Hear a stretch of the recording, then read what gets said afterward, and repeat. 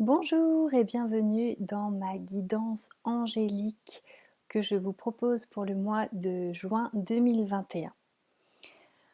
Alors, c'est parti. Je vais me connecter aux sphères supérieures, aux sphères célestes qui nous inspirent les plus belles versions de nous-mêmes, qui nous emmènent vers nos moi supérieurs. Et pour cela, je m'aide d'un jeu de cartes qui me permettra de nous guider tout au long du mois de juin avec une énergie angélique de laquelle on pourra s'inspirer. Alors merci d'être sur ma chaîne, merci d'être dans mon monde, vous y êtes le bienvenu, le ou la bienvenue. Allez, c'est parti.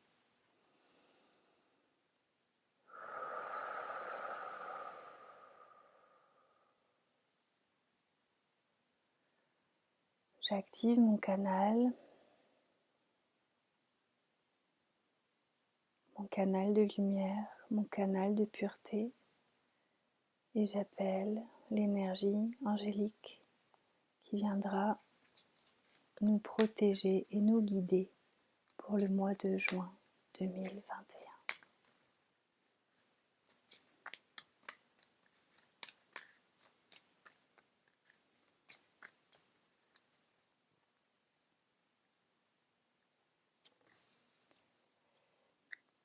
Alors, l'ange qui va venir nous accompagner en ce mois de juin 2021 s'appelle Ashaya. Je vous montre la carte. Donc, on le voit assis sur un trône, tenant un sablier. Donc, il est sûrement question de temps. On voit qu'il ferme les yeux. Donc peut-être qu'il s'agit de se connecter à notre sagesse intérieure tout en faisant confiance au temps afin que le temps fasse son travail, comme on dit l'expression laisser le temps au temps. Alors on est sur le chiffre 27. Donc là on est dans une idée d'abandonner toute dualité vis-à-vis de soi-même et de l'univers, donc de sortir d'une, on va dire, d'une tension, d'une zone de conflit qu'on pourrait entretenir, c'est-à-dire d'avoir toujours l'impression que l'univers est contre nous, et donc de se mettre nous-mêmes contre finalement l'énergie cosmique et empêcher cette énergie de circuler librement et de manière fluide à travers nous et au travers des expériences de nos vies. Bon, ça c'est le côté numérologique, d'avoir peut-être aussi plutôt cette envie de coopérer, de co-créer avec justement les énergies qui nous entourent plutôt que de s'y opposer.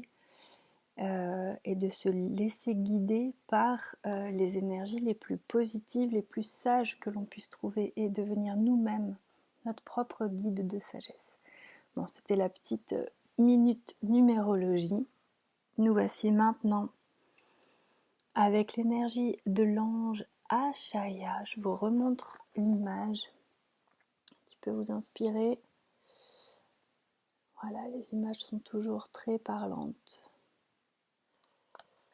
et peuvent marquer notre esprit et venir un peu comme des signes à un moment donné, nous révéler des choses pile poil au moment où on en a besoin, même si c'est très longtemps après. Notre mémoire vraiment imprime tout, donc on a toujours accès en fait à tout ce qu'on a vu, à tout ce qu'on a entendu, à tout ce qu'on a vécu, tel vraiment un livre personnel d'expérience dans lequel on peut aller puiser les informations dont on a besoin au moment où on en a besoin, et ce moment peut arriver beaucoup plus tard que l'information qu'on a pu recevoir à un moment donné. Alors, Ashaya, c'est l'aide par la patience. Tout arrive au bon moment. Bon, bah, comme quoi, j'étais un peu déjà dans cette canalisation de ce message-là. Donc, tout arrive au bon moment. Ashaya est l'ange de la patience. Nous voulons beaucoup tout de suite et pas une seconde plus tard. Ashaya nous aide à dompter ce désir. Ainsi, nous économisons non seulement énormément d'argent, d'énergie et de temps, mais atteignons mieux et plus consciemment notre objectif. Il ou elle nous aide également à surmonter l'indolence et l'inertie et nous préserve du laisser-aller. Il nous transmet la bonté et la capacité de médiation. Toutefois, le plus impressionnant chez cet ange est sa faculté à lever les obstacles, à transformer l'inimitié en amitié et à comprendre le destin même de grands groupes. Waouh, c'est hyper puissant. Alors les petits commentaires que j'avais envie de faire sur cette lecture. Donc effectivement, le temps, ça peut être vu comme quelque chose des fois de contraignant, de lent, de lourd. Donc il y a cette notion d'inertie.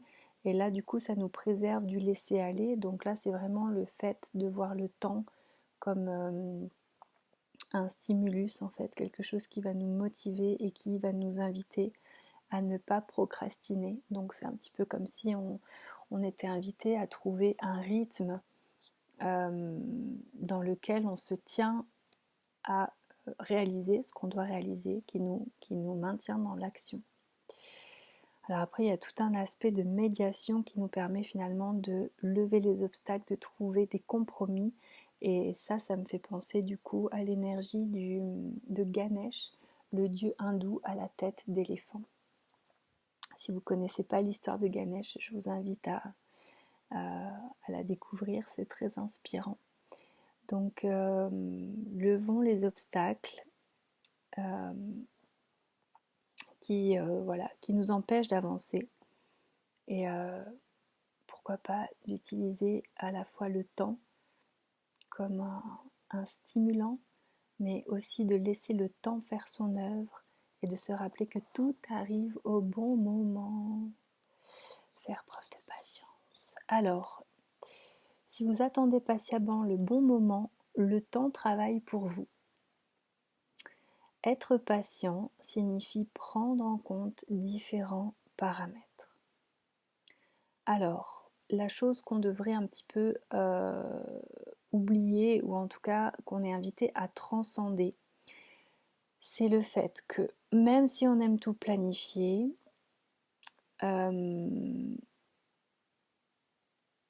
et que qu'est-ce qu'il veut dire par là? Vous aimiez planifier attendant que les résultats correspondent le mieux possible à vos plans.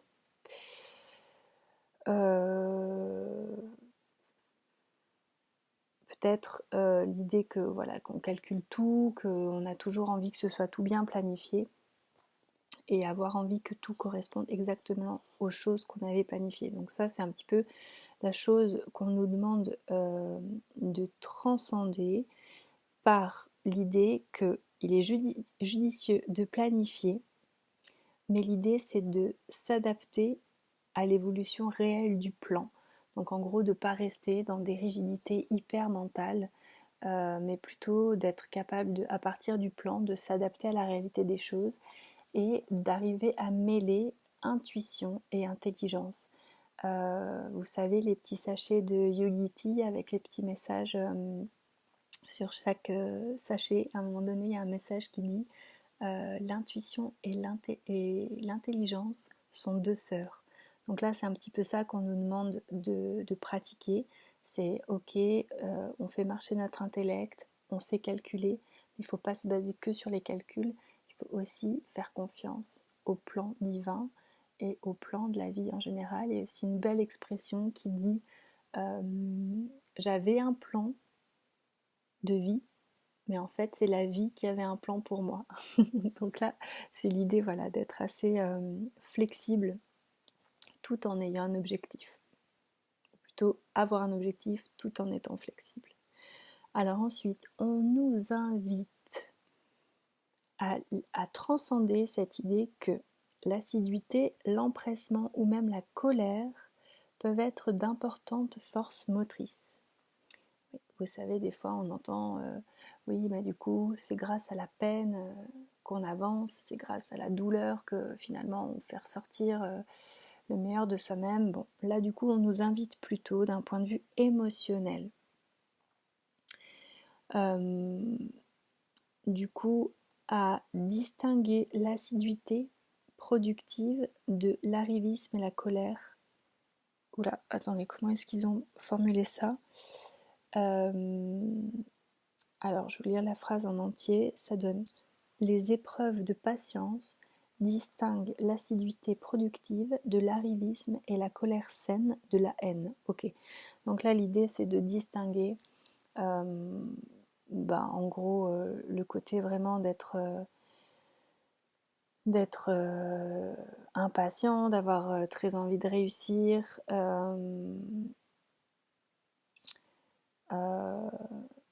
Bon, il distingue aussi l'arrivisme.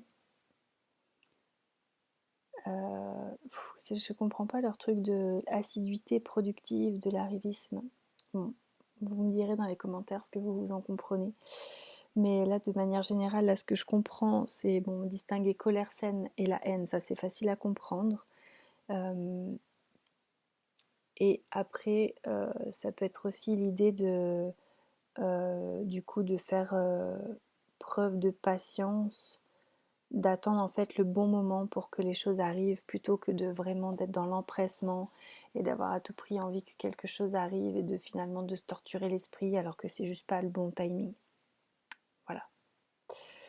Et enfin, la dernière chose à transcender d'un point de vue de notre conscience, c'est qu'il est judicieux de planifier puis de s'adapter. Non, pardon, c'est un peu tard là maintenant, je suis un peu fatiguée, désolée pour les petits bugs, mais ça devrait aller. Oui, alors pardon. En fait, là on parle du coup du comportement. Étiez-vous jusqu'ici trop patient ou trop impatient avec les autres? Et là, on nous dit que être patient signifie avoir le temps. Avoir le temps signifie savoir ce que l'on fait. Ah, c'est cool ça. Être patient signifie avoir le temps. Et avoir le temps signifie savoir ce que l'on fait. Ah, j'aime beaucoup cette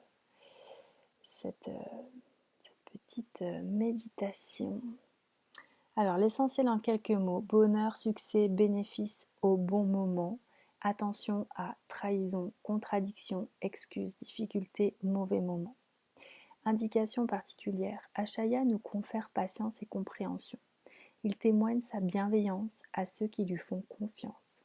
En cela, il convient de ne pas agir selon sa seule volonté propre, mais aussi d'écouter les autres. Si vous êtes lié à Achaya, vous avez le courage d'aborder les problèmes compliqués, d'accomplir un travail à long terme et d'assumer les tâches difficiles. Grâce à l'aide de cet ange, vous surmonterez non seulement ces difficultés, mais en éprouverez aussi un sentiment de paix et de bonheur. Ce que vous pourriez faire, tant qu'à attendre, utilisez ce temps à bon escient pour accomplir d'autres tâches. Prière ou affirmation. Tout arrive au bon moment. Voilà, je vous remercie pour votre écoute. N'hésitez pas, si vous avez des questions, à les poser dans les commentaires ou à venir m'écrire en privé sur ma page de contact sur mon site www.monmonde.net. Et si vous souhaitez une guidance privée, un soin angélique, eh bien contactez-moi, ce sera vraiment avec très grand plaisir de vous aider, de vous prendre la main à un moment précis sur votre chemin. Et voilà, je vous souhaite une très belle journée ou une très bonne soirée. dépend à l'heure à laquelle vous me regardez et je vous dis à très bientôt. Au revoir.